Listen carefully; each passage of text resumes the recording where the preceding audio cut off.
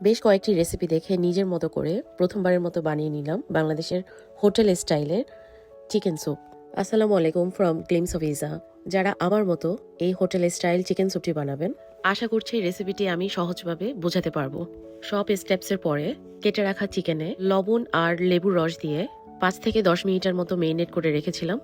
এরপরে normal temperature পানি দিয়ে আমি চিকেনটা ধুয়ে নিয়েছিলাম। এতে ব্রয়লার চিকেনের এক্সট্রা স্মেল থাকে না।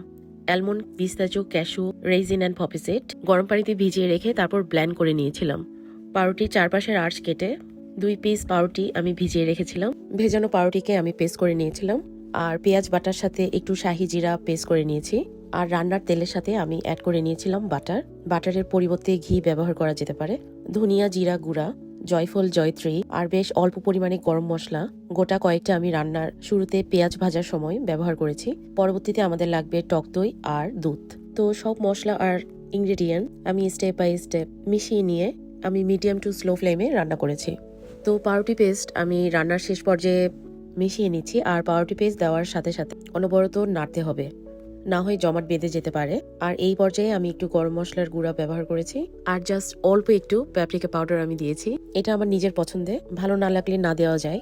আর রান্নার শেষে কয়েক চামচ ঘি বেরেস্তা দিয়ে সার্ভ করব।